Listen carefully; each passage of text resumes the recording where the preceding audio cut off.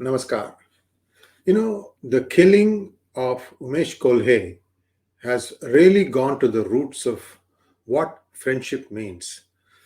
What we are seeing now is that Nupur Sharma incident appears to be bringing out the worst in one community at least. And I hate to say this thing because I was the one who was saying to everybody that 99% of the Muslims are peace loving and they are very patriotic. I'm sorry, I don't know what to say because what I'm seeing now is really shaking the very foundations on which the Indian society was built. We have to remember, at least those of you who happen to be professing the Islamic faith, must remember that you were Hindu once. It could be 200 years, it could be 400 years, it could be 1,000 years, but you were a Hindu once. And to behave like the way you guys are behaving, it has some serious ramifications. Let's take a quick look at what has happened thus far. What did Umesh Kolhe and Kanhaiya Lal do?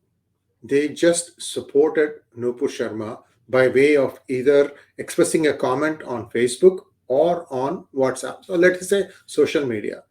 See, religion beliefs are your personal beliefs. And in a country that allows for religious freedom and for freedom of speech, anyone can express any thought. And for that, they should not have been killed. They should have been not even touched. You can disagree with anybody. That is built within the Constitution that gives you freedom of speech, freedom to express yourself. And why was this going on? How do you counter something like this, where now what we are seeing is a Dr. Yusuf Khan, who's a veterinarian who has known Kolhe for 16 years, was a good friend of his. They probably ate, dined, who knows what else they did together. Now it comes out that he was advocating killing Umesh Kolhe in a WhatsApp group. And now he's also been arrested for the murder of Umesh Kolhe. This has also been taken over by NIA, and we don't know when NIA will solve such problem. In both these cases, this is a black and white, in my opinion, case to be made. In the case of Umesh Kolhe, his son and his wife were witnesses to what happened to him.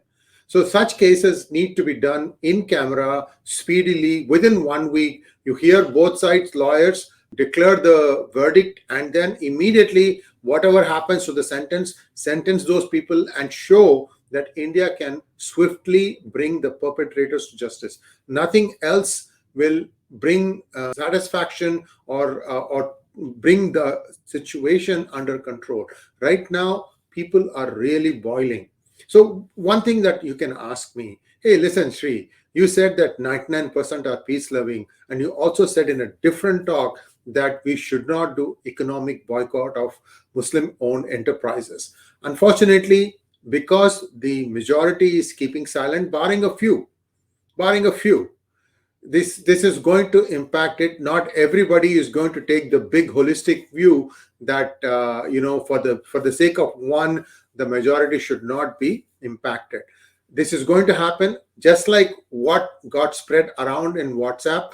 Another WhatsApp group that nobody might know of might start saying these are the entities that you should stay away from.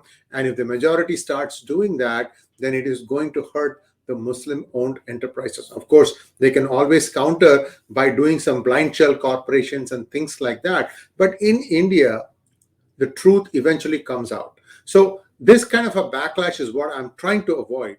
But for that, many, many more voices have to come out.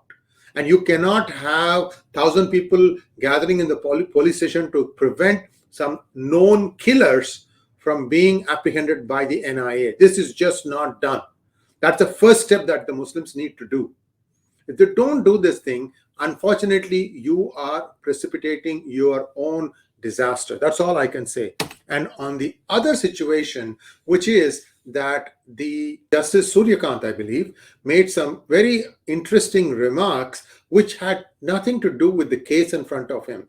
The case in front of him was that of a request by Nupur Sharma to consolidate all the FIRs and have them all together heard in one High Court, which has been done many times in the past.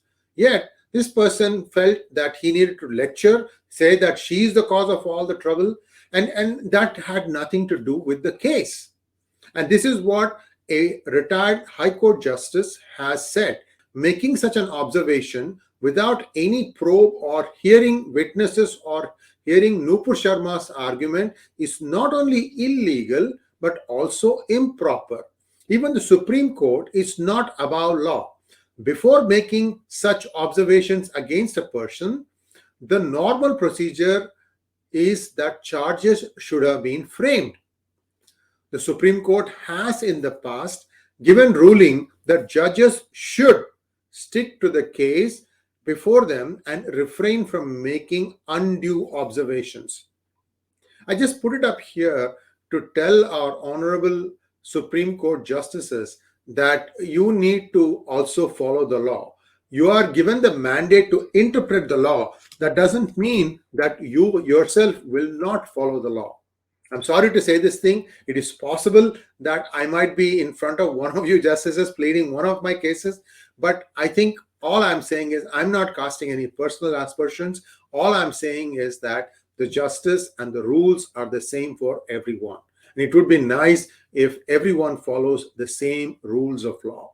Thanks for watching. Please like, share, and subscribe to our channel. And don't forget to click on the bell button for notifications. If you think that this monologue was useful, please show us your appreciation by clicking on the super thanks button. Namaskar.